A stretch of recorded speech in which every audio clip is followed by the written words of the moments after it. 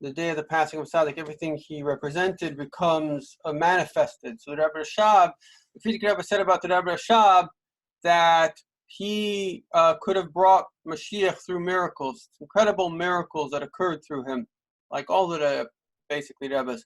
However, he decided to bring Mashiach through Chassidus. Rebbe Rashab was known as the Rambam of Chassidus, and he basically unbelievably categorized Chassidus. Amazing stuff.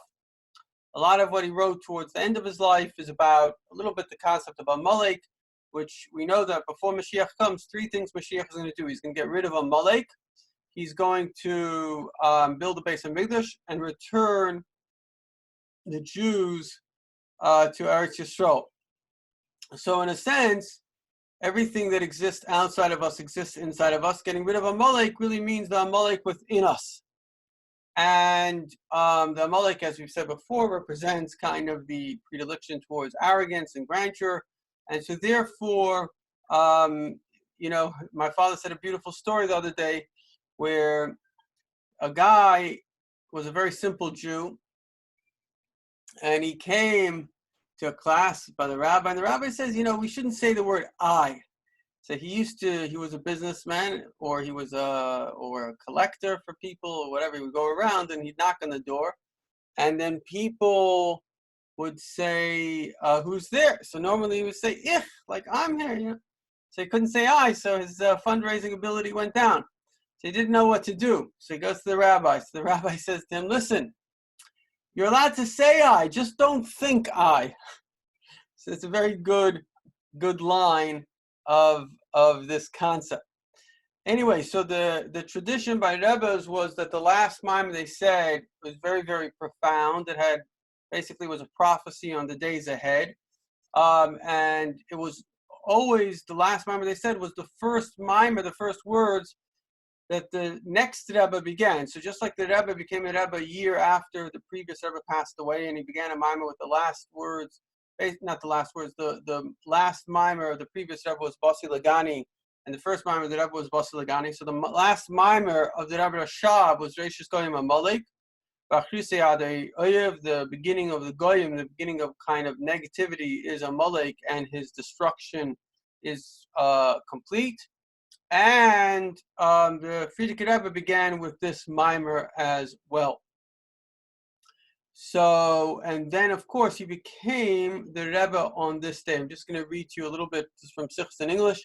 This Mamer is of particular interest because it was the first discourse delivered by the previous Lubavitch Rebbe, Rabbi Yosef Yitzchak Schneerson of blessed memory, after succeeding to the mantle of leadership on Beis Nissen. That's today, 5/7/80/1920. It is based on the last discourse delivered by his father, the Rebbe Rashab, who passed away on that date. This Mamer was first heard in the midst of the bitter civil war that shook the cities of Russia in the aftermath of the 1917 revolution and the First World War.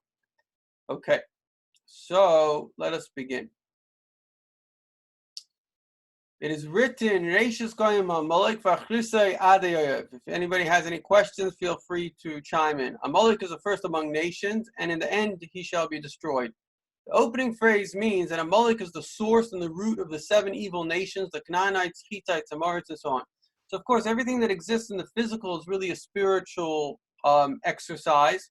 And on physically, the Jews had to conquer these nations. They represent the 7 emotions. You could have lust, you have arrogance, pride, all these different things. But Amalek is like the source, yet he is separate from them.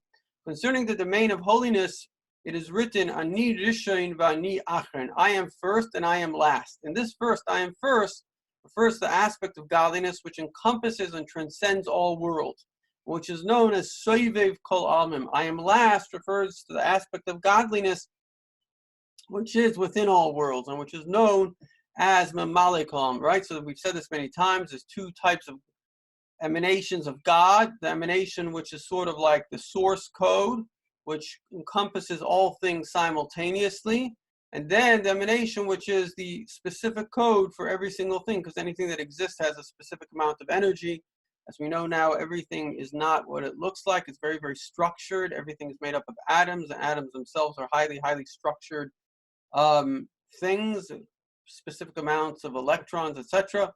and that's Mamalek Kol Alman. Though Seva Kol Alman is distinct from Amalek Kol Alman, it is his source and root. So, in other words, just like if you were to talk, the talking has to come from the brain, and the brain may contain infinite more than the little bit of speech that you say, but the speech that you say comes from that brain. So you've got an encompassing source, and then you have like the expression in a detail. The same is also true, though keeping in mind the distinction between holiness and its opposite with regard to the forces of unholiness, which are collectively termed klippa. Amalek personifying the toughest klippa is the spiritual source and root of all those nations, yet he is distinct from them. Okay, so that's a very good example that you have something which is the source of evil, and yet it is distinct from the evil. It's something different to the evil itself. The conclusion of the above verse, "and the end he shall be destroyed," seems to imply that the klippa of Amalek contains no element that can be salvaged by means of the divine service called berurim, meaning the sifting and refining of materiality by elevating the divine sparks embedded within it. The klippa of Amalek, so it would appear, cannot be rehabilitated into something positive and therefore be brought into a state of rectification, tikkun. Rather, the only rectification of Amalek is its utter eradication and destruction. This is hinted at the verse, "and in the end he shall be destroyed." Amalek's consummation is its destruction. However, we find written in the words of our sages that some of the descendants of Haman, who in turn was a descendant of Amalek, converted to Judaism and studied the Torah in public. Now, the study of Torah, even when pursued individually, is part of the Avodah Berurim. Public Torah study is superior in that it recalls the verse, "Tereinin chachmais b'chutz," the wisdom of Torah exalts even outside. Meaning, even those external aspects of the universe, which are prone to become, God forbid, sundered from godliness, can exalt, for they too can be elevated by means of the Berurim wrought by Torah study.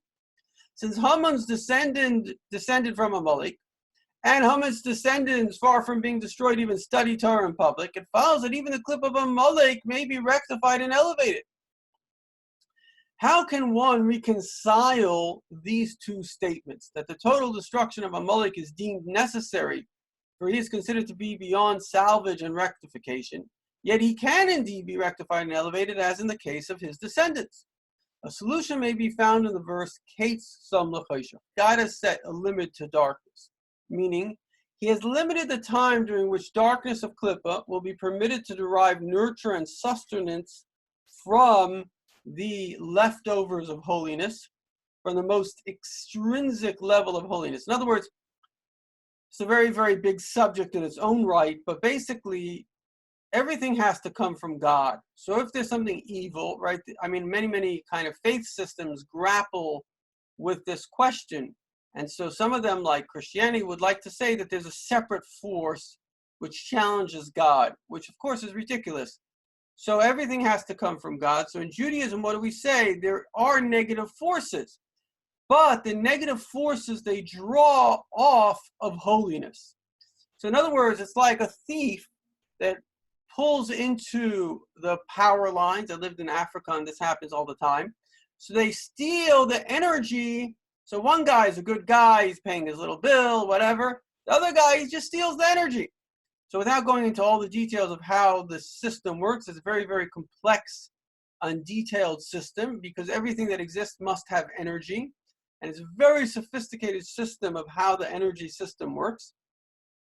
And a lot of Kabbalah is about that. But the point is, there will be a time when Klippo may not steal any more energy. Because it cannot steal energy, it cannot exist. So all that will remain is light. He has limited time. He is limited. This is what the verse says. God has set a limit to the darkness. The darkness only has a limited time to derive its nurture and sustenance from the cleavings of holiness. And that's why, in fact, we're in a very, very big war now between the Klippa and the Kedusha. Because as soon as Mashiach comes, the Klippa is over. And all the various forces, and there are many that we are very unaware of, things that we don't see that exist, forces that derive energy basically from our sins. So those forces will cease to exist. And therefore there's a very strong desire in them that we sin more. And so there's a very, I mean, that's obviously the Yetzer Hara, the Yetzer Tov, etc., etc. So we're in the final moments of this ending of Klippa and infinite Mashiach. When the time expires, the Klippa will be utterly destroyed and annihilated, leaving no vestige of itself because it does not possess any intrinsic form of true existence. It is a non-entity. Of course, you know, if a thief is stealing electricity, he doesn't really have electricity, he just has what he steals. So the moment they say, okay, we're putting on, I don't know, a different kind of wire that you can't steal, it ceases to exist. This is so even though the forces of unholiness are extremely tenacious. Knowing what transpires deep in his own soul, every man can attest to how intensely his evil inclination and animal soul afflict and oppress him. Never pausing nor ceasing, they confront him with a test at every turn and confuse him with unwholesome thoughts. Moreover, they incite him to err and stray from one thing to another by means of chicanery and deceit. At times they convince him that because of his supposed high degree of piety and spirituality, it is beneath his dignity to exercise vigilance in order to perform a particular mitzvah in the most scrupulous and beautiful manner possible. Rather, they argue he should utilize this time to engage in Torah study or the performance of some other precept. Obviously, the purpose of inflating him with spiritual pretensions is to harm him and deflect him from acting as he should. At other times, the Klippa falsely derides his spiritual efforts. Such a lofty manner of spiritual service, it argues, is totally out of character. Who are you to seek such exalted and rarefied forms of divine service? The Klippa of all things becomes the defender of truth, demanding that everything be done with uncompromising sincerity, with the intent that the individual simply refrain from doing whatever he ought to do. All the above arguments illustrate the tenacity of the Klippa. It is particularly active when it comes to confusing the individual through dreams, which result from one's daytime thoughts. Here the animal soul marshals all the power at its command to disturb and trouble him. So too with regard to other mundane matters, which are bodily necessities such as food and drink, the animal soul deploys all its guile to convince the individual that the Torah obliges him to indulge, rather than simply to care for the proper maintenance of his health. Moreover, the Klippa gives rise to the thought that it does not really matter how well he performs God's commands, so long as he does the required emotions. All of the above serves to demonstrate the great strength of the Klippa. As is known, the Sitra Achra, literally the other side, a euphemism for the world's unholy counterpart to holiness, derives its spiritual nurture from the encompassing, meaning transcendent level of divinely diffused life force known as a mak. Hence its strength, even though its essence enjoys no intrinsic reality, it's the non-entity. So the deep Kabbalistic concept, I don't want to go too deep into it, but basically there are different sources, and the source of makif means it's sort of on a very, very high level where good and evil is almost equal, and therefore the Klippa has tremendous power deriving from that source, even though it's just being used by God for a temporary challenge for us to overcome it. So even though it really is a thief, nonetheless, as long as it's drawing that energy, it does have tremendous energy. To clarify, as is known, in the realm of holiness, there are 10 spheres, 10 and not 9, 10 and not 11.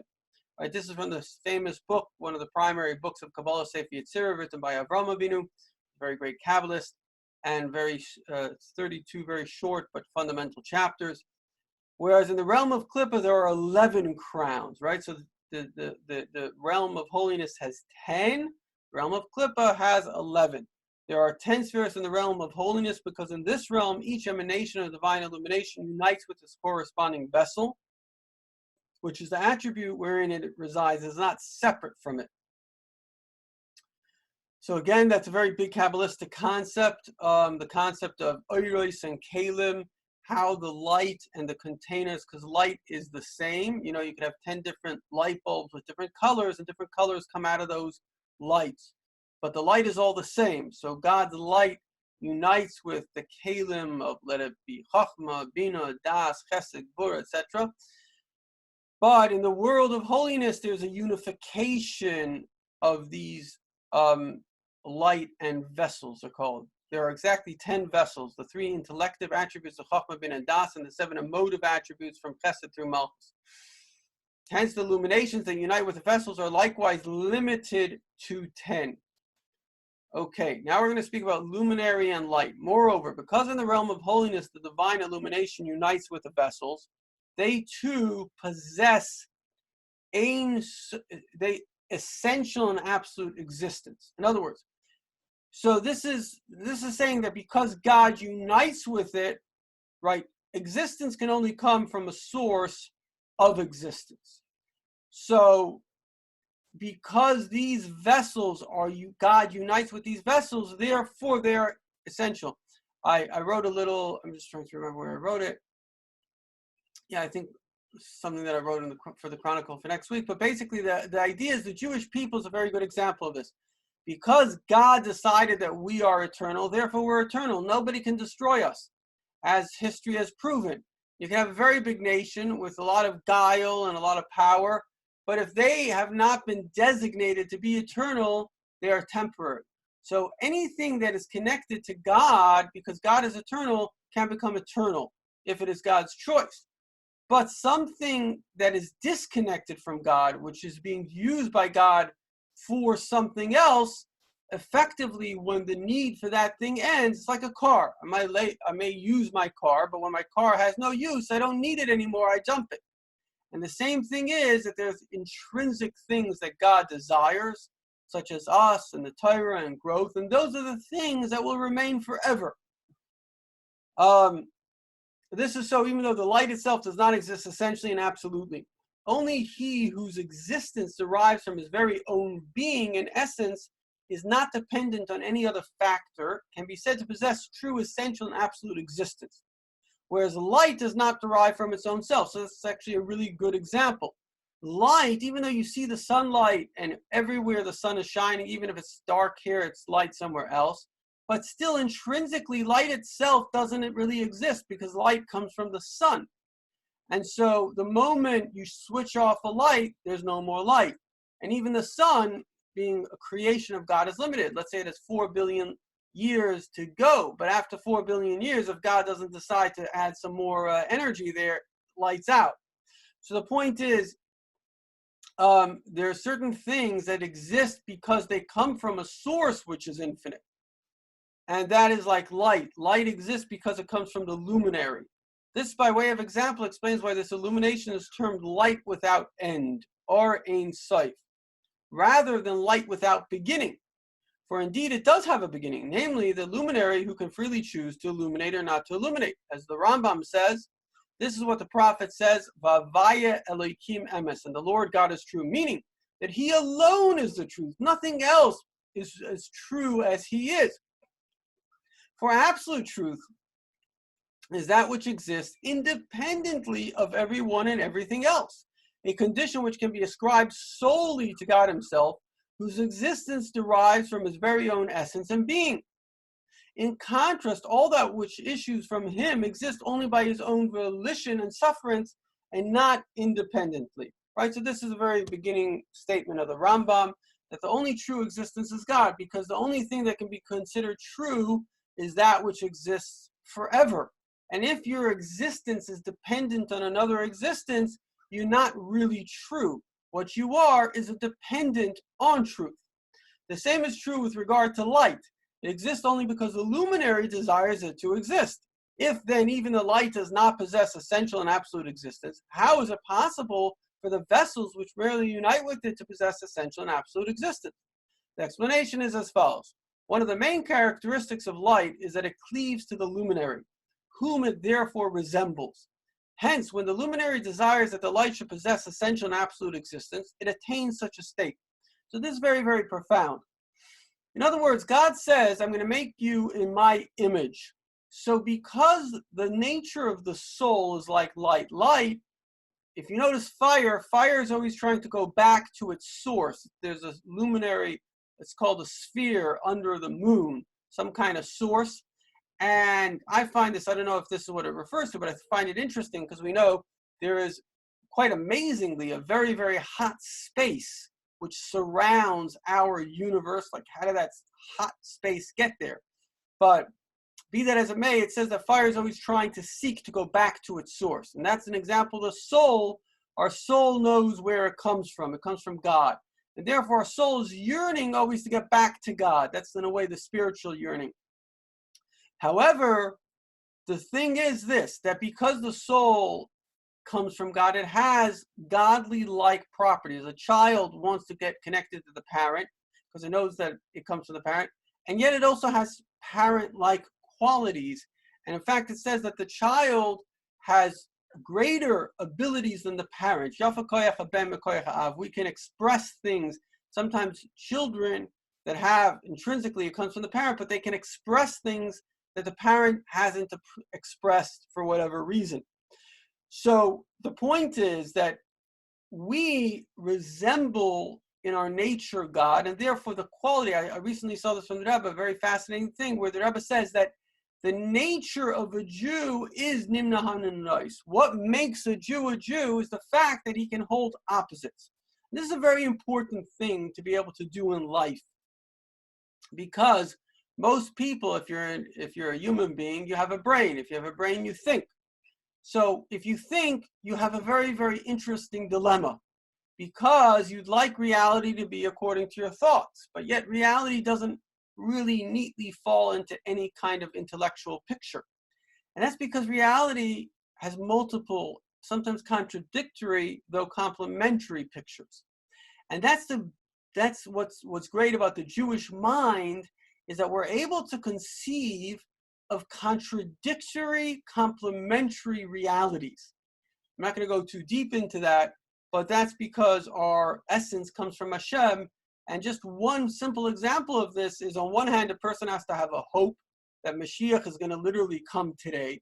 So if Mashiach is coming today, why should I go to work? On the other hand, a person has to live in reality at the same time. So a Jew is uniquely gifted with the ability to merge even opposing, though actually complementary, realities simultaneously. When the light later unites with the vessels, and the vessels nullify themselves to it, they too, through their intermediacy of the light, will attain essential and absolute existence. And this is a very core point. In other words, if you want to be like God, to be able to hold contradictory but complementary ideas, you have to nullify yourself to God, because as long as we're working through the premise of our mind, it has to make sense. It has to work. But if you're able to humble yourself to Hashem, it doesn't have to make sense. It just has to be His will. And His will obviously can be infinite things, right? You don't, what do they say about these? I don't know if it's a true thing, but they say about your wife, understand her a little, love her a lot. In other words, it doesn't make difference if you understand what she wants and why she wants it. It's what she wants. You want to make her happy, do it. So that's the idea, that some things don't have to make sense. It's a will. Will doesn't have to make sense. This is also implied in the phrase, Hu Kayim Ushmai Kayim Nochim V'chisai. He endures and his name endures, his throne is firmly established. The term he refers to the essence Atzmos of the Ein Sof light, whose existence derives from his very own essence and being, and whose independent existence is eternal. Since the luminary desires the existence of the light, which corresponds to his name therefore also endures eternal and absolute existence. In fact, within the Or Ein Sof itself, there are two levels, he and his name, which allude respectively to the essence of the light and the diffusion of the light.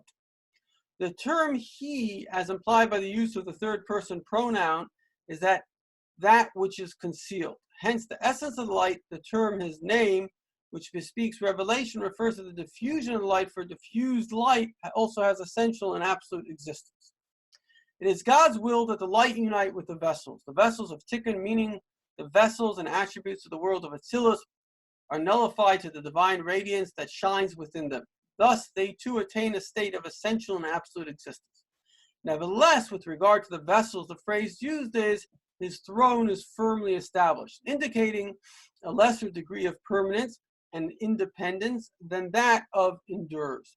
Meaning the vessels are not on the same level and of the same degree of endurance as are he and his name. This is because he and his name possess these qualities intrinsically, while the vessels are inherently merely vessels, and not at the level of illumination and light. The term used is therefore nochaim, which implies being fit, ready, and established. When the vessels are in that state, meaning when they are nullified to the light and long for it, where the Hebrew word keli, vessel, shares a root with kiloyin, yearning to the point of expiry, they're united with the light. At the same time, the unity within the light, meaning the union of the light with its source, the luminary, is also found within the kelim, and they too attain an essential and absolute existence. Okay, now a new concept. The soul's yearning is immutable. There is a source in the literature of Hasidus that explains that his throne is established alludes to Jewish souls, for they are fit receptors into which the divine illumination can be drawn. Hence, they possess essential and absolute existence, in the sense that they are not subject, God forbid, to elimination or change. This is demonstrably observed. Every individual feels this to be within his own soul. He is aware of the extent of his distance from godliness as a whole, and particularly aware of his dismal spiritual state with regard to the proper performance of this mitzvah or that. Especially so regarding the inward aspects of his divine service and arousing his emotions of love and fear of God in his heart, and in his endeavors at engaging his mind in the contemplation of godliness. Similarly, he realizes that his soul is arid in other spiritual areas. Godly concepts fail to take a grip on his life. Nevertheless, in spite of all of the above, from time to time he is bestirred with an urgent yearning for godliness. He desires to fulfill all his duties and thirsts for any and all godly illumination. True, his soul's intrinsic state is such that he is always yearning, except that the world and his mundane concerns engage him so much that he finds himself bewildered. May heaven protect us. We palpably observe that during those times in which he tears himself away from the mundane concerns that afflict and press upon him, he will experience an actual physical delight upon apprehending a godly perception, to the same degree that he delights in his own personal affairs. All these holy sensations result from the essential aspect of the soul, which intrinsically possesses absolute existence. Thus, notwithstanding all the concealments and obstructions brought about by the world and his worldly affairs as a whole, and by his body and animal soul in particular, the individual is always able to rouse himself, to shake off the grit and grime that conceal and obscure the godliness within. Nevertheless, this state is referred to by no more than the phrase, his throne is established. For achieving it requires spiritual effort. The possibility remains that things may, God forbid, be otherwise. At the same time, the soul itself, in its essential state, as it stands apart from the body and the animal soul, enjoys genuine and absolute existence. In contrast, the Klippas and Sitra Achra derive all their spiritual nurture from the encompassing, transcendent level of divine life force known as the Makif, which does not garb itself within them and surely does not unite with them. This explains why in the realm of Klippa there are 11 crowns, 10 forces of Klippa apart from the light of holiness which nurtures them from afar, but does not unite with them. They thus have no real or lasting existence in their own right. They are merely sustained from afar by the encompassing level of divine life force. This is their allotted portion until the end of days, when their ultimate end will come about and they will be nullified, no trace of them remaining. Okay, so that's the conclusion of chapter 1. And effectively, a little summary, what the Frierdiker Rebbe is saying is that there are two realms. There's the realm of holiness and the realm of unholiness. Simply speaking, you have your soul, which is holiness, a part of God. And in the realm of holiness, you have unity.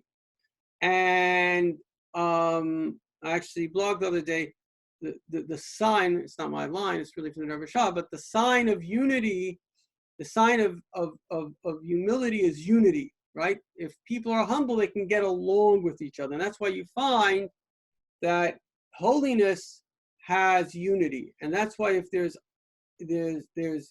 fighting and it's all about me, my way, this and that, a little bit like you see in politics, it's actually not about a larger truth, it's about a smaller truth.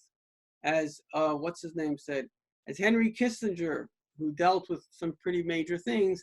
He was also a professor in Harvard, and I taught at university, so I can attest to this. He said, in Harvard, the fights were so fierce because the stakes were so small. So the flip side is Klippa.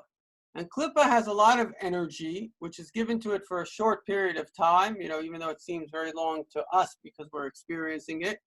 As Einstein said, the theory of relativity is if you're sitting on a hot stove, a minute feels like an hour, and you're having a good conversation, an hour feels like a minute. Nevertheless, Klippa intrinsically has no existence. So where does it suck its energy from?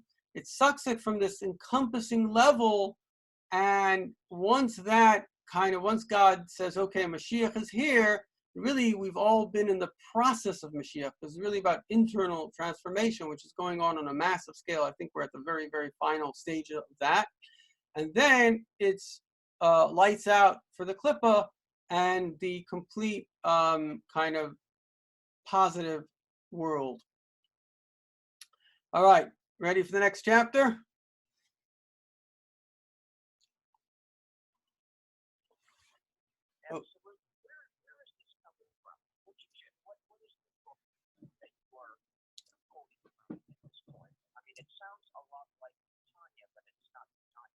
Right. It's got a different style, right? Yeah. So this is a Mamer of the Frierdiker Rebbe. It's you can actually, if you wanted to follow along, you go to Sichos in English, look under Reishis Goyim Amalek. But it's a I guess in a way the previous Rebbe was writing to a more scholarly group, meaning people that were kind of quite involved in kind of their Judaism and religious. And so the undertone of it is a little bit like kind of getting people to a little bit of a higher level within there. From our perspective, they were already on a pretty good level. So anyway, so that's and it's a little kind of, as you see, a little scholarly as well. So yeah, I think that was in a way that was more his general style. Okay, chapter 2. To explain in general terms, the downward flow of divine illumination is apportioned in either of two ways, which are called a measuring line, kav hamida, and a measuring rod, kinei hamida. The measuring line gouges and limits this divine illumination, thereby making possible the existence of the 10 spheres, which consist of lights that shine within their respective vessels. The measuring line gouges exactly what degree of illumination or current will match the receptive capacity for filament of the particular sphere into which it will flow. For the loftier the sphere, the greater its absorptive capacity. The measuring line also delimits the extent to which the spheres are drawn forth and expand just so far and no further. Were it not for this limitation and gouging, it would be impossible for the 10 spheres to come into being. This is analogous to the soul faculties of the person here below. Well, when his will and desire are revealed, meaning dominant, it is impossible for his intellect to be revealed dominant. This is actually a very profound point, because what is addiction? Addiction is when a person's desire is so strong that it dominates his mind. In other words, for the mind to dominate the body, there needs to be a certain calmness, right? I mean, even, if you know a little bit about different frequencies, you've got the alpha, the beta, theta, alpha, beta, theta, and I think there's gamma, and there's one other that I'm missing, maybe data. And so the point is that when a person is basically, let's say, nervous, you can't really expect them to think, because what's going on there is nervousness. It's not. It's a desire. Nervousness is a desire. It is not an intellectual position, right? So addiction is a desire. It's not an intellectual position. So for the mind to dominate, there has to be a certain amount of of lack of will and desire. Anyway, so obviously the two have to interact, but that's a separate issue. With regard to character traits in general, we observe that a person who is capricious by nature will be lacking in intellect, inasmuch as his entire being is wrapped up in his desires. Constantly longing for the objects of his desires, he will not have sated a previous desire, yet will already be desiring something else. So he proceeds from one desire to the next, never finding calm by their fulfillment. Having one's desire satisfied causes pleasure and calms a man's spirit. However, this type of individual does not at all seek the result in pleasure. Rather, the longing itself is what is most important to him. We therefore find that such an individual constantly changes the objects of his desires. For most people, desire is an outgrowth of pleasure, meaning they desire pleasurable things that accord with their particular nature. Those who are intellectually inclined derive pleasure from grasping concepts. Those who are more emotional by nature derive pleasure from doing something, for doing someone a good turn, or conducting themselves in a goodly fashion. The various levels and kinds of pleasure depend on the particular composition of one's wisdom, knowledge, and understanding. One is intellectually inclined, or on the balance of one's attributes of kindness and severity if one is more emotionally inclined. Each individual's longing will thus reflect his natural inclination, one to kindness and one to the opposite, like severity and so on. Thus, the types of desires experienced by these people fall within one of these categories. This is not so with regard to people whose desire dominate their personalities. Their desires fit into no particular pattern or specific category. At times, they may desire two entirely different and sometimes opposite things at the very same instant. It goes without saying that their desires change from one object to another without limit. This is in line with the saying, there's nothing that stands in the way of desire, in the sense that nothing can keep them from filling their desires. It's true that such intense desire also has great potential merit, for we observe that it can affect all the faculties of the soul, even the intellect. Intellectual attainment is indeed a fundamental and laudable trait, especially since mastering the entire length and breadth of a subject demands diligent preparation. Nonetheless, we find that the desire to attain knowledge outweighs all else. A person with an intense desire to excel intellectually will inevitably achieve more meaningful results than another person who is blessed with a keener mind but lacks the burning desire to excel. Hence, the advice of our sages of blessed memory, person should always study in a place that his heart desires, for his desire enhances his comprehension. If so, why do we decry those people whose entire lives revolve around their intense desire? However, this only applies to the attainments of one's desires in an orderly fashion, meaning where desire plays its role in the harmonious melding and blending of all the soul's faculties as they assist one another in the required tasks. In this context, desire is as crucial as intellect. If a person, God forbid, lacks even one of his soul faculties, he may be considered maimed. This, however, is not the case with those people whose lives revolve around their desires and utilize their other soul powers only as a means for actualizing their caprices and the like. In such a situation, the faculty of desire is a detrimental trait. Reason and desire. Furthermore, acting in such a manner defies rationality. Intellect is characterized by quietude and restfulness. As one draws oneself higher and closer to that which is above him, cleaving to a concept in studious contemplation in order to grasp it all in its depth. Chiefly this entails progressively withdrawing oneself from one's own self and drawing even closer to the innermost theme of the concept in question. This resembles the state known as intellectual astonishment and arrestation, wherein the thinker is unaware of the passage of time, of what is happening around him, being completely immersed in his concept. Desire is the opposite of this state. Whenever one desires something, he is inevitably conscious only of himself. By its very nature, therefore, desire constrains intellect. When desire is manifested, it is impossible to reveal one's intellective faculties. This also explains why, when one seeks to satisfy a desire, he is liable to commit many acts of folly until he succeeds in satisfying his passion. Everyone knows full well that after having satisfied his desire, he will be astounded by his former actions and will wonder how he could have possibly lost his mind for the sake of such a goal. For example, while a person is actively pursuing honor or the like, he is so completely obsessed by this passion that he feels nothing else at all and is drawn to it alone. Moreover, he enslaves all his soul powers and intellect in his effort to fulfill his wish, doing a multitude of things without rhyme or reason.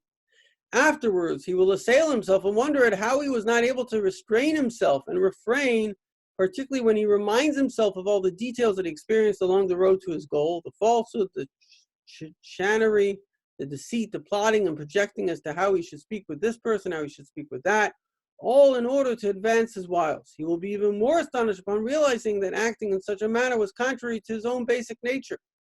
All the above results from the fact that when one's desire is revealed, it is impossible for his intellect to be revealed.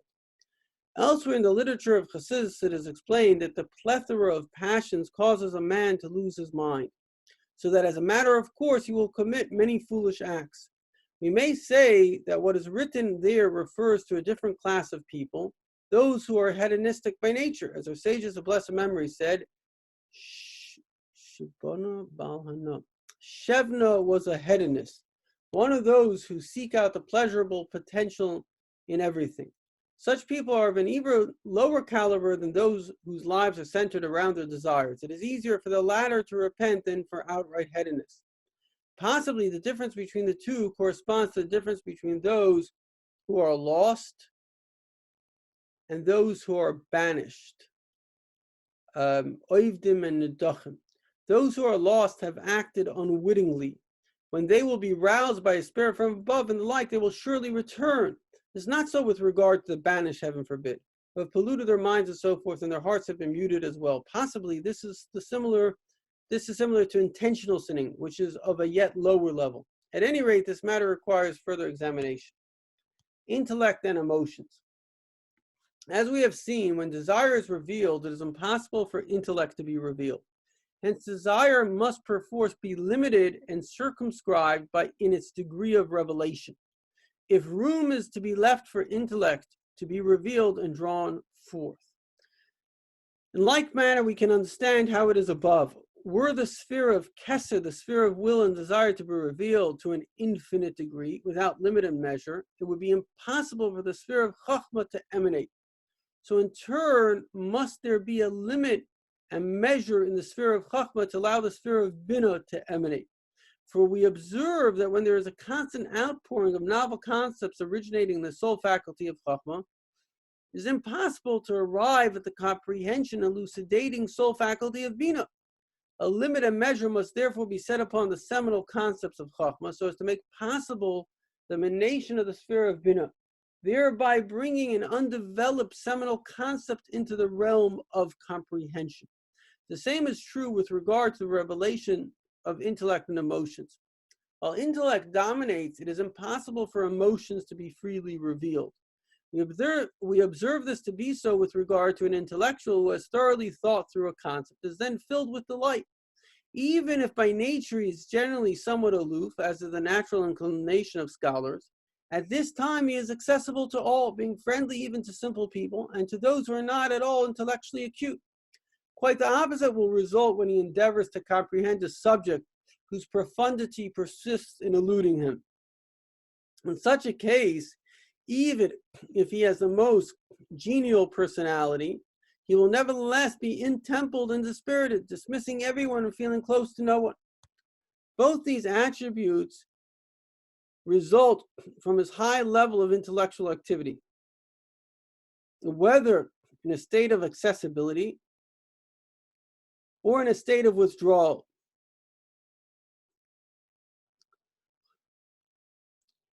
Inevitably, at such a time, his emotions will be inactive and uninfluential. Since neither accessibility nor withdrawal are essential characters of the emotions themselves, the emotions can express themselves only when the revelation of intellect is limited. The same is true with regards to emotions and speech. When emotions are in a state of revelation, meaning when they're given free rein, one cannot speak. To understand the parallel case with regard to the spheres above, in order for the 10 spheres to be limited, the lights in their corresponding vessels must be measured. This measurement regulates the degree each sphere will be allowed to be drawn downward and expanded. It is through this delineation that each sphere makes room for the following sphere, and so on. This then is the meaning of the measuring line. It delimits and measures the degree of light to be apportioned to each vessel, and measures the manner in which each sphere is to be drawn forth and the point until which it is to expand, thereby making possible the appearance of the next sphere, and so on. So just a little summary of this chapter. So basically what the Frierdiker Rebbe is saying is that the spheres above all are interconnected, right? This is the secret of our world, interconnectivity, right? There's male, female, there's Jew, Gentile, there's, kind of plant, human, everything's interconnected. And everything is in a giver-receiver kind of dimension. In fact, everything goes through a hierarchy. You have Hashem who connects to the Rebbe of the generation, whoever it is, and then that goes to, let's say, like Moshe Rabbeinu, who has the tribe of Levi, Anshe Moshe, the people of Moshe, and that goes to general Jewish people, and the Jewish people go to the Gentile people. And this has really happened through time and space, and this is the story. But as it relates to the world of Atzilus, he was giving an example that in general we all have two things. We have intellect, that makes us a human, and we have emotions, right? Animals also have emotions. But when the emotions are powerful, then the intellect doesn't shine, which is obvious. On the flip side, when the intellect is powerful, then the emotions don't shine. And so therefore, we see that the ultimate of a human being is obviously you have to have both. You have to have emotions. Like he said, emotions drive even the intellect. And yet the intellect has to regulate the emotions. And that is obviously a healthy human being. You have emotions, you have intellect. Your emotions drive you, but they're regulated by your intellect. And that's obviously maturity. A child basically is very powerful emotions, but cannot regulate. They don't have the maturity and the self-discipline to regulate. An adult is somebody that regulates. Now, if a person's too regulated, as we find in certain cultures, right, it's just about being regulated, that's not really a healthy person. That's a fear-based person.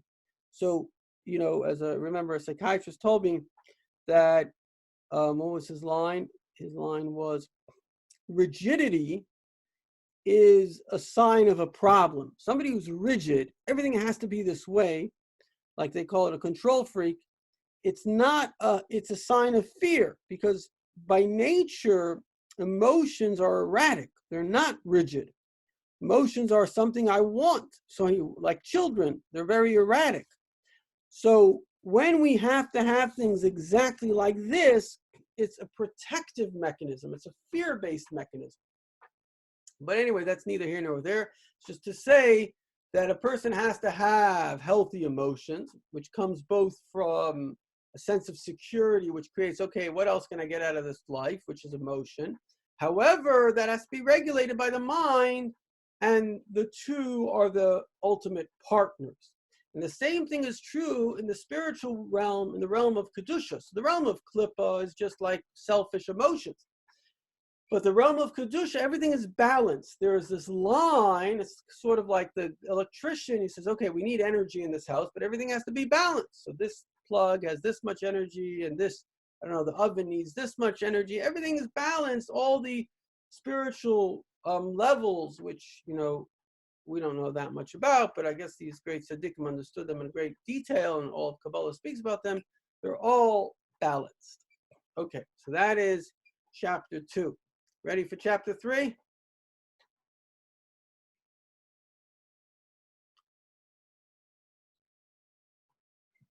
I'll take that as a yes. Okay, good. Let me get back to where it was. Okay. Chapter 3. The self-limiting power of Tzimtzum, which is the contraction, condensation, concealment of the emanating divine light, derives from Atzmus Hamaitzil, the essence of the emanator. For just as the revelation of the divine light derives specifically from his essence, so too does Tzimtzum result from his essence, right? So basically everything comes from God. So there's the power of revelation and the power of concealment. Obviously, the power of concealment is as important as the power of revelation, because if you have infinite revelation, then you don't have anything but the infinite. So that needs to be like zeros and ones, everything is created. This is analogous to the revelation of the intellectual power in man. Its source is koyach hamaskil, the potential for intellectual enlightenment, which enables the thinker to plumb the very depth of a concept. At the same time, the self-same koyach hamaskil is the source of the process of contraction that makes the concept finite. With regard to every concept and logical argument, there must necessarily be a limit to the degree of intellectual power that will be drawn down and revealed within it. Were the revealed intellect to be without limit, it would thereby be removed beyond the pale of intellect, which is by definition circumscribed. This is very interesting what he's saying. That intellect has these two things. There's koyach hamaskil. One of the things that's unique about us is the ability to think new thoughts, right? Animals don't have new thoughts. Their thoughts are all based on instinct. As we see, all animal societies remain the same as they were created. They don't progress. Human beings can come up with new ideas, new inventions, but this comes from what's called koyach hamaskil, a fundamental ability of intellect. But in order for you to understand something, it actually has to be limited, because your brain can basically hold a single thought at a time. And so therefore, as important of revelation is also concealment. Intellect power can grasp only that which has boundaries that are specified as being such and not otherwise. Though intellectual activity in itself is thus inherently limited, the resultant intellectual and emotional excitement may well be unlimited. As described above, the necessary limitation of intellectual power that is to be applied to a given concept derives from the same source as the source of the revelation of intellectual power, indeed from an even loftier source. We therefore observe that it is more difficult to establish limits upon one's intellectual activity, thus far no further than to initiate it. This limitation of the intellect is more difficult to impose because it derives from soul powers that are even loftier than the glimmering of soul powers that reveal the intellect. So this is hinting to a very deep concept that actually the essence is, I wouldn't call it limited, but the essence is one. The essence is not infinite, because infinite would describe something which sort of goes on forever. And revelation, as great as it is not the essence. The true essence is simple. And so therefore the power of limitation is even higher than the power of revelation. That's why basically it's easier to think about thoughts than to stop thinking. We can simply understand the corresponding process above. The power of Tzimtzum that conceals, limits, and measures the degree of divine illumination to be drawn into the vessels derives from the same source as the source of the revelation of divine illumination, indeed from an even higher source, from the level of God's essence. This is also the meaning of the verse, Reishis bar Elikim, in the beginning of creation there was a manifestation of the divine name Elikim, or more literally, in the beginning he created Elikim. It was the name Elikim which signifies Tzimtzum and limitation, very profound teaching. I never saw this before. If you look at the literal interpretation of Reishis bara Elikim, in the beginning, bara, he created Elikim. What is Elikim? Elikim is Tzimtzum. He created a contraction that first arose in God's thought, literally in the thought of Atzmos, thus making possible the emanations of 10 spheres. right? Were it not for the process of Tzimtzum, the 10 spheres would not have been able to come about in the manner in which they did. As far as the infinite potential of God's essence is concerned, this could have come about in any way whatsoever, such as an infinite progression of spheres. However, God's desire that the emanation take place specifically in this manner and produce 10 spheres necessitated the medium of Tzimtzum. Essentially, then, God desired that his light be revealed within the created world, specifically by the division of the spheres into 10.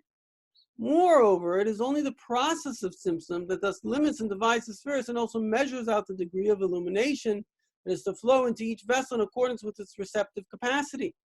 It thus follows that the divine intent that there be Tzimtzum preceded revelation. This then is the meaning of the verse, Reishis bar Elokim. In the beginning of creation, there was the manifestation of the divine name Elokim. The very first thought of the emanator with regard to the emanation of the 10 spheres was a manifestation, the creation of the divine name Elokim, which signifies Tzimtzum. In other words, the first thing that God really did was conceal, not reveal. Within Tzimtzum itself, there are three main levels or kinds of measurement. The measurement that takes place in divine will, Ratzain, the measurement that takes place in divine intellect, Seichel, and the actual measurement, Bepoil. Three stages in thought. These are analogous to the three stages of measurement that transpire within a person when the thought of building a house first occurred to him. First, there's the measurement that takes place in his will or desire, Ratzain. The number, arrangement, size, and height of the rooms. It's true that one's will as a whole is encompassing literally makif, meaning non-specific. At this stage, the particulars are to be found in a concealed state. What is experienced is the overall desire for a home rather than its details. Nevertheless, this stage still constitutes a form of measurement. Inasmuch as it affects the outcome, the home will ultimately be built according to the particulars that are concealed within the individual's desire. At the second stage, when this desire for a home is translated into intellectual terms, the measurement becomes more precise. The house is to be built in a specific manner with a specific number of rooms and arranged in a particular way.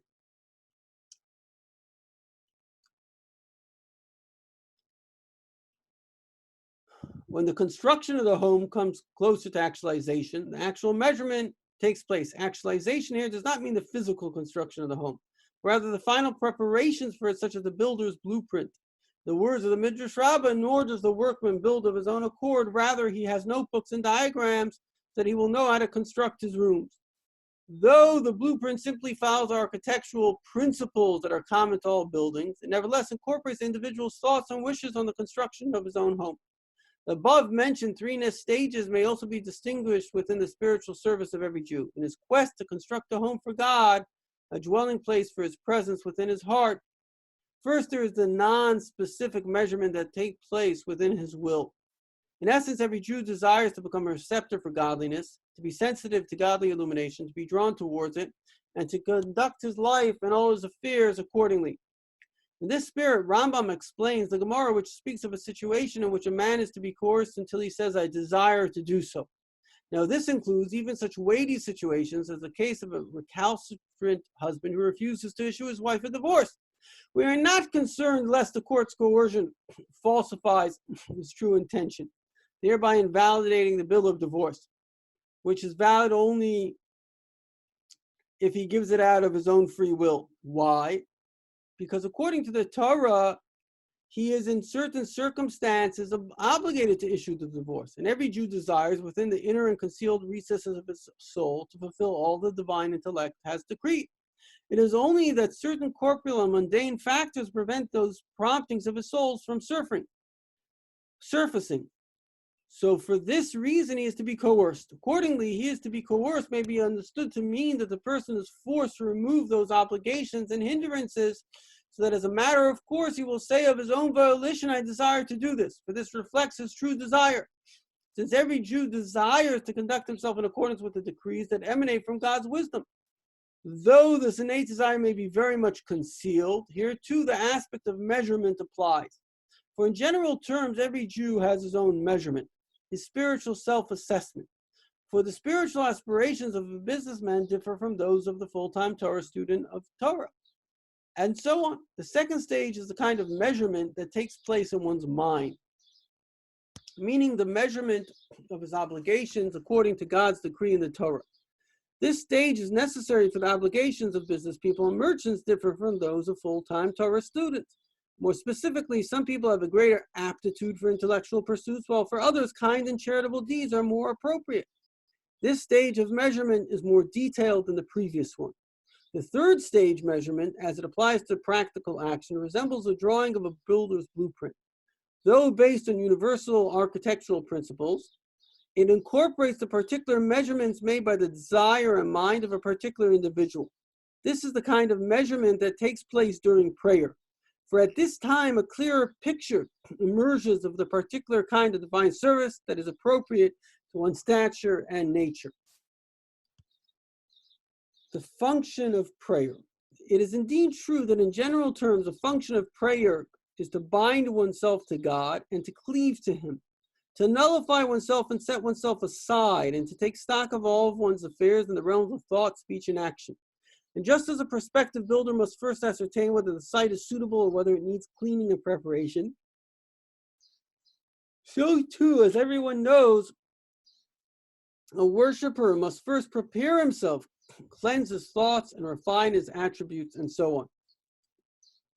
However, in addition to the seemingly non-specific preparations for prayer, prayer also entails a specific measurement, a gouging of oneself from the standpoint, or a gauging of oneself from the standpoint of every individual's self-knowledge. For example, which of his character traits and thoughts ought to be utterly uprooted? He knows that he can find traits that do not at all befit his standing with regards to envy, falsehood, and the like, or inappropriate thoughts and fantasies, or character traits that call for rectification and refinement. It's during the service of prayer that one thus measures his manner of conduct and study during the ensuing day.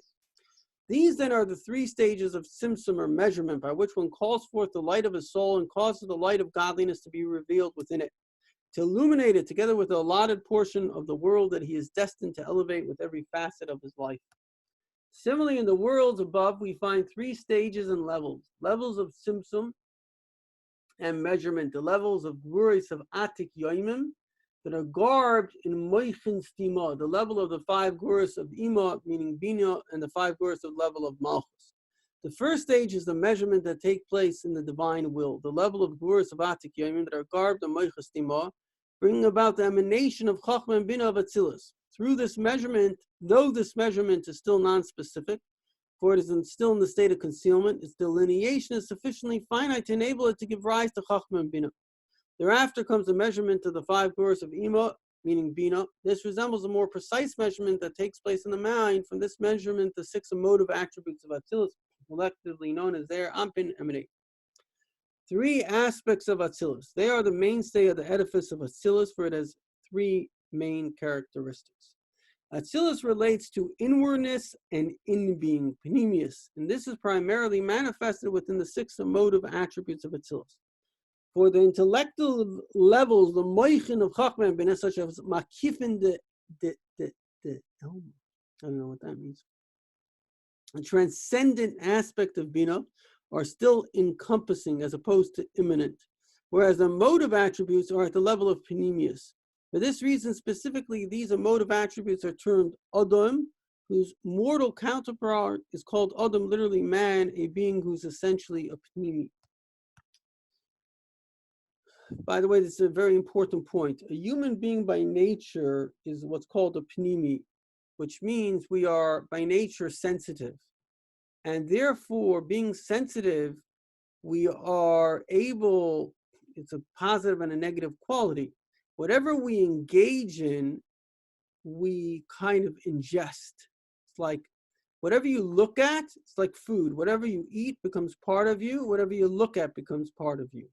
So that's why it's so important for a person to gain control, especially today, over what they think about, see, and hear, because you cannot be an objective observer. The emotions are subjective. So that's why we say every day in Shema, don't follow your eyes and your hearts, which you kind of lust after. The moment a person sees something that they shouldn't see, it becomes now it's like, what is addiction? They had something that they shouldn't have had, and now they're addicted to it. Now to get rid of that desire can take years and difficulty and pain and suffering. So a person has to be smart. Adam, in fact, fell from this sin. He, without going into too much detail, but very, very kind of simply speaking, he saw something that looked good and he wanted it. The issue was not the thing that was there. The issue was he did not control where he was looking. When God told him, don't eat from that thing, he shouldn't have looked at it.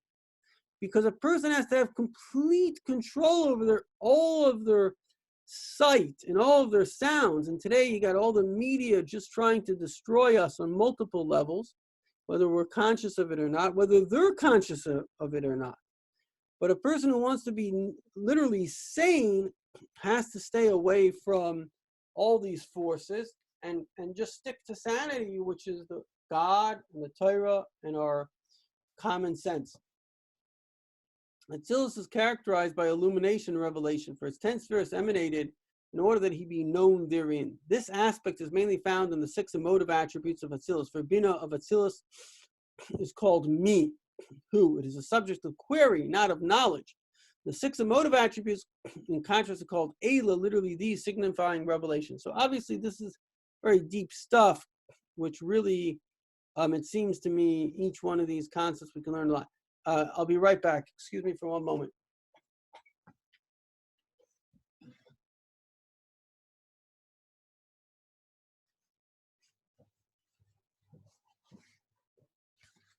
Okay, so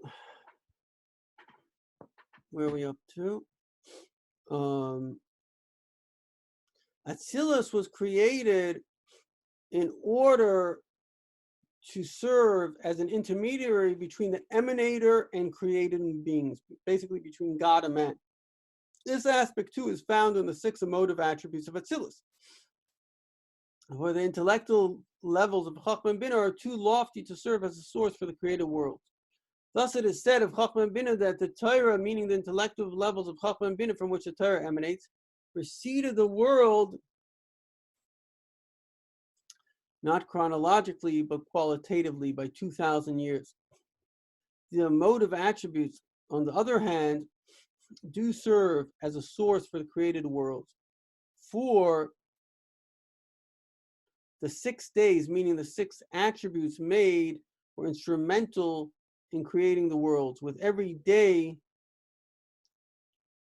every attribute doing its appointed task. Moreover, as is known, the order of time is found specifically in the 6 emotive attributes.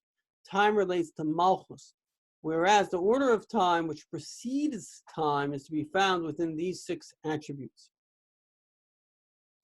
Thus, the mainstays of the edifice of Atzilus are the 6 emotive attributes of Atzilus, which are constructed from the 5 Gvuras of Ima Bina, for it is they who measure the degree of light and the revelation that will be drawn down within the 6 emotive attributes.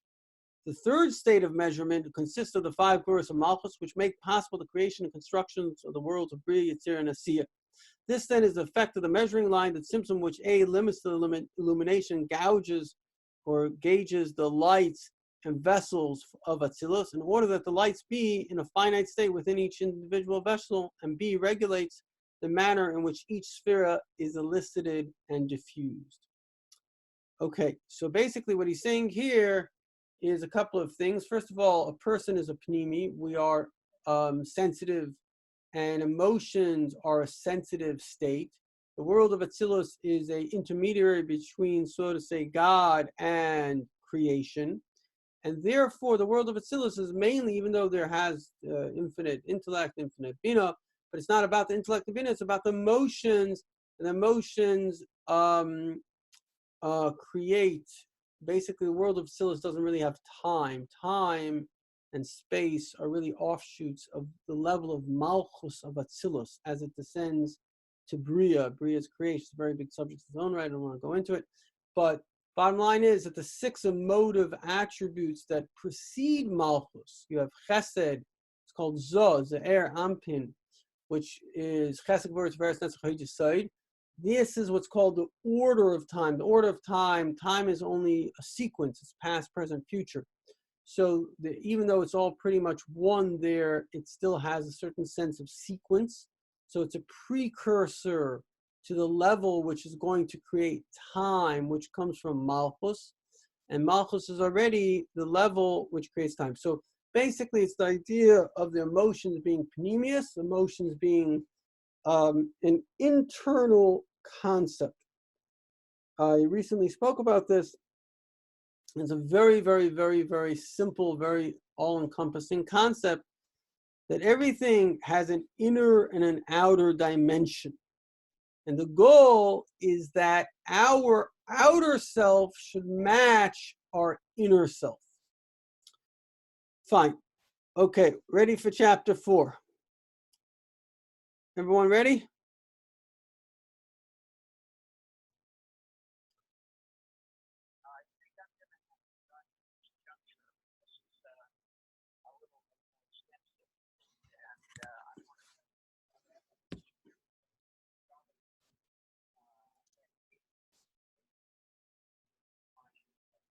Amen. Okay, take care. Okay, so let's continue. Chapter 4.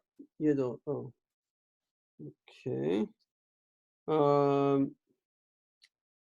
Let's see here.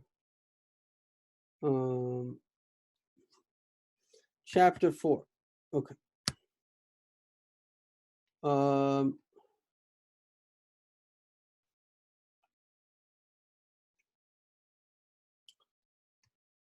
Concerning the measuring rod, it is stated in the Zohar that it is not of the level of Butzina de Cardenisa. Rather, this rod descends from there to a lower level.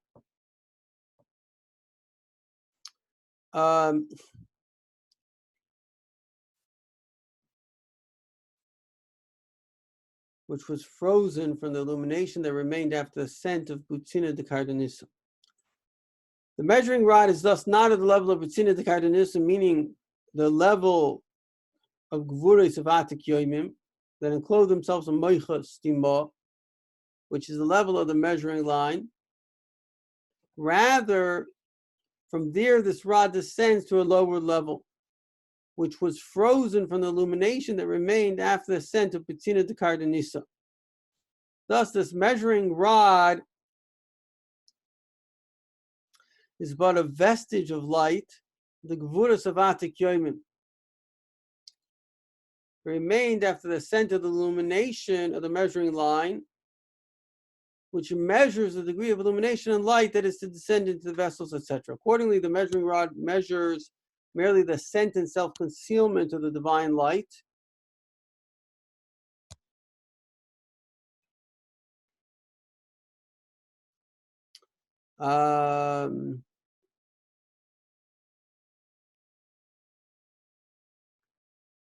One second. Whereas the measuring line measures the light and the revelation of the 10 spheres. The measuring line is thus superior. The primary divine intent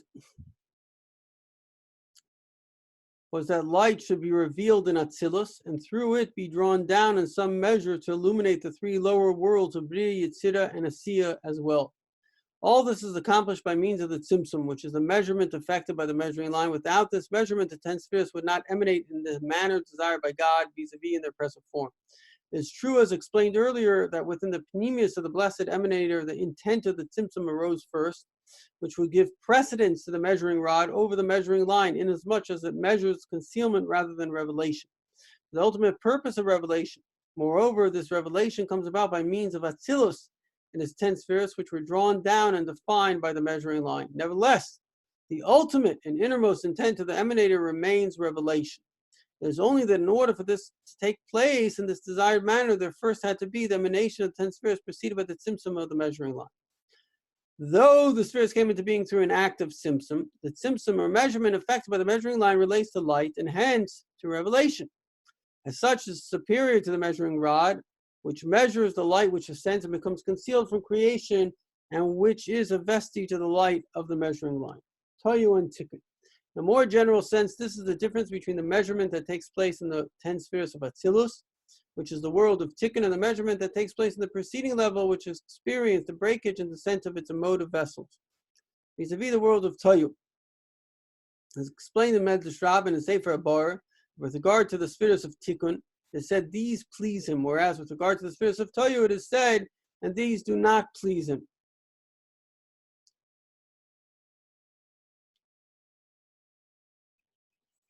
Respectively, then, these are the levels of the divine desire and lack of desire. Now, even those levels which are illuminated by divine desire must also undergo measurement, for without it, nothing but God's desire would be revealed, and the other spheres would not be able to come into being. And the deficiency inherent in this has been explained. However, this measurement relates to a scale of illumination and revelation. It matches the degree of radiance, the receptive capacity of the vessels. By way of analogy, an innately kind individual will shower generosity upon his fellow, and at the same time increase his benevolence and prove his goodwill by doing so in a manner that can be properly received. Lack of desire, on the other hand, is expressed in measurement motivated by concealment and simsim. The realm of Tikkun, where these please him, thus manifests divine desire. All measurements there seek to elicit, expand the revelation of divine radiance within the lights and the vessels. Indeed, even though limitation circumscription is intended to elicit within themselves even the concealed light, etc. Toyu, in contrast, where these do not please me, manifest a lack of divine desire. All these measurements there reflect limitation and symptom, which relates to the ascent and concealment of the divine light. The spheres of Toyu were thus in the state of ascent and advance out of the vessels, which is called Rotzi, whereas the spheres of Tikkun are in the state of return, which is called Shoiv, signifying a drawing down and diffusion of the light within the spheres. For not for the sake of the chaotic state of Toyu did he create the world, rather for the state of habitation, the settled state, Shoiv of Tikkun, did he create it. This enables light and revelation to be drawn down even to the very lowest levels. Now, the force of the Sitra Achra, which are nurtured by the leavings of the most extrinsic aspects of holiness that came into being for the breakage of the vessels of Toyu, by means of the multitudinous stages in the chain-like scheme of descent called Ishtalshus, no true lasting existence at all. They're intrinsically non-entities, inasmuch as they derive from a lack of divine desire, and the measurement that applies to them is one of withdrawal. They therefore have an appointed end point at which they will utterly cease to exist. Though, in the side of holiness, there also exist measurements, such as those of the measuring line of the Simpson. These manifest God's desire to reveal and draw forth his light to them. Any thrust which manifests God's desire is infinite. As is stated in Tikkun Zohar, God's infinite light extends upward without any bound and downward without any end. Moreover, whatever is elicited by dint of God's desire enjoys essential and absolute existence as well, as was explained earlier. When the vessels cleave and fuse with the divine light which they house, they too enjoy essential and absolute existence. Same is true of all mitzvahs that are clothed in physical things, such as parchment or the words of wool of tzitzis. Likewise, anything which God ordained to serve as the proper receptor for the radiation of his light enjoys an essential and absolute existence. Holiness cannot be displaced. One might add that this is the meaning of the teaching, such as holiness cannot be displaced, and ritual objects retain their sanctity. Thus, the place in which a tzaddik studied Torah and engaged in the service of God retains its sanctity even after it's ascended out of corporal life and begun true life.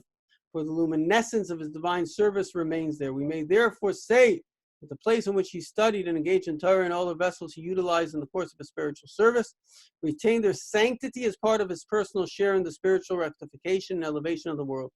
In this connection, once in about the year 5645 or 5646, 1885-6, I saw my revered father, the Rebbe Shab, enter the study of his father, my grandfather, the Rebbe Manash. At that time, the room was still arranged as it had been during his lifetime. He was wearing a gartel and stood against a table. Opposite his father's chair, his lips were moving as if in speech, and he shed many tears. In contrast, the side of holiness, the klippas derive their existence from a lack of divine desire, and were therefore sundered from God's unity. They have no existence other than the animation which they receive in the encompassing level of divine light. When this source is removed, they will be totally cut off from life and will be utterly obliterated. This is the meaning of the above quoted verse. God has sent a limit to darkness. The darkness of Klippa has a limited time, for which the clippers will be utterly destroyed and annihilated, since they originate from a lack of divine desire. Though the above is true of Sitra Achra in general, is generally true, especially true of the clip of Amalek, whose whole being is brazenness and chutzpah with no inner content at all.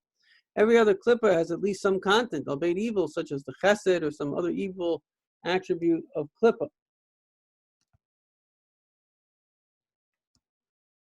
This is not in the case of the klippa of Amalek. The klippa of brazen chutzpah, an insolent individual, as he himself is aware, is essentially a non-entity.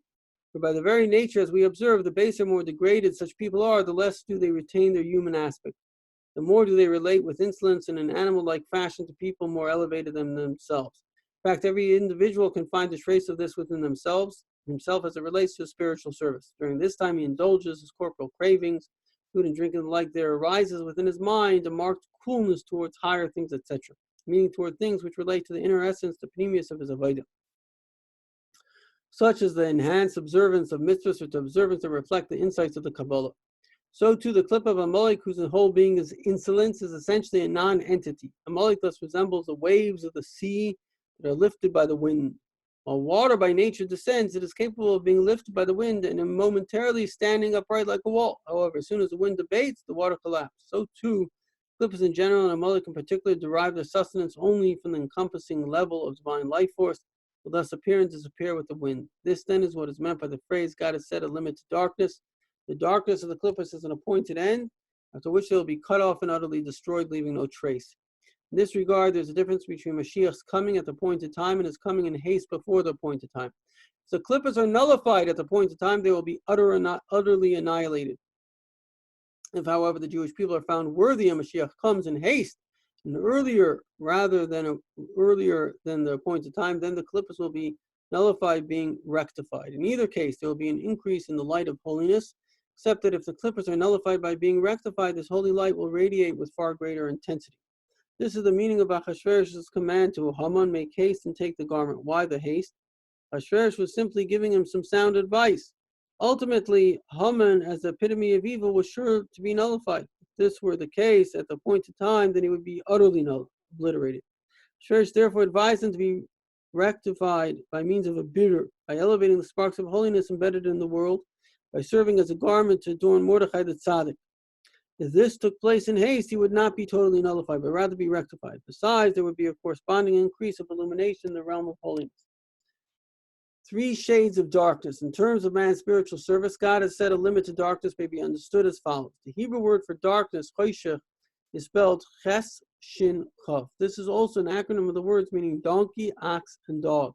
Donkey recalls the observation of the sages that a donkey is called even during the hottest days of Tammuz. Let us observe this in terms of man's spiritual standing.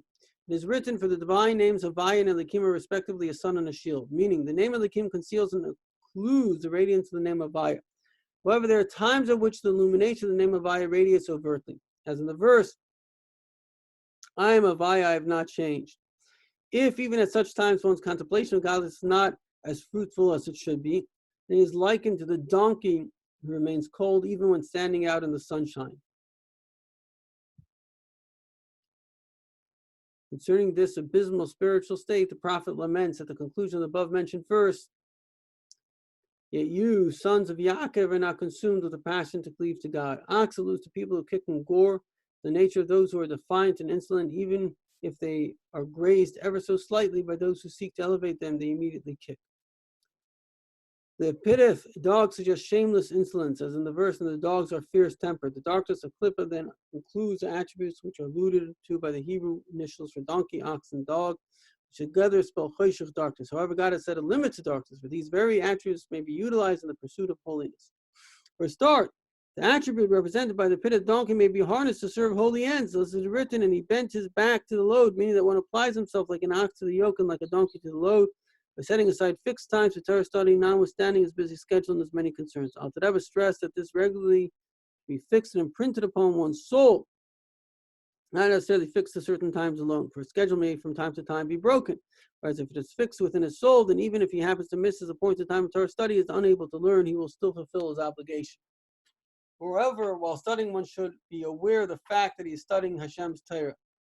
The attribute represented by the pitheth ox, an inclination to gore, may be sublimated by its use in the thrust and parry, the queries and the solutions that are part of pilpul of Tater. To borrow the language of our sages, like scholars, metaphorically speaking, gore each other in their lively debates on the halacha. One might add that the attribute represented by the pitheth ox may also be applied in the service of prayer, at which time the worshiper stomps and gores the evil found within him, such as the course of the Psalms, Psuki the Zimmer, when one clips the oppressors and uproots the evil traits which every individual can identify within himself. Finally, the dog also calls to mind a positive attribute. The Jews are called an impetuous people in a positive sense. This means that they hasten to do good things and are quickly aroused by stimuli and address their innermost core. At Sinai, for example, they proceeded to say Nasa, we shall do, before they said Nishma, we shall hear, thus indicating their self-nullification before God and His will as they set aside their own selves completely. And all these holy attributes represented by the donkey, the ox, and the dog rectify and elevate their counterparts in the realm of Klippa. This then is the meaning of the statement that Amalek is the first among nations. Amalek is the first and root of all nations being rooted in the Sitra Achra, essentially have no true being, inasmuch as they derive from a lack of divine desire. Among these, Amalek is the first in rank, for the clip of Amalek is that of insolence and chutzpah, which indicates the ultimate degree of non-being as explained above. This is why in the end he shall be destroyed, for Klippa will ultimately be annihilated. Mashiach arrives at the point of time. However, as a result of divine service in the realm of B'nai, Mashiach arrives in haste, then it is possible for the nations to undergo some sort of form of rectification. For this reason, we find the descendants of Haman publicly study Torah. This means that there was a refinement and rectification of Klippa, and thus in turn calls forth an additional measure of godly illumination. So this is actually exceptionally deep and profound. And what it's saying is that those nations that came to a higher consciousness, because obviously the nations of the world don't really have an intrinsic existence. And so their existence is dependent upon to what extent do they come to a higher consciousness, they come to accepting Hashem, and those nations that have been elevated, and we see this very clearly today, from my humble perspective, it would seem to me that America is a nation of kindness, that they've elevated themselves. And around the world, maybe there are different pockets of nations that have done that as well. But those who have elevated themselves will exist. And those who have not elevated themselves at some point will cease to exist. And this is the point that we're coming to very, very quickly. Okay, so Rabbi Yidel, let me just save this. If you want to learn some more, I don't know what your schedule's like. I can come back and do something else. What's your schedule? Nothing focus right now. I'm going to when you can. Okay, Yeshua.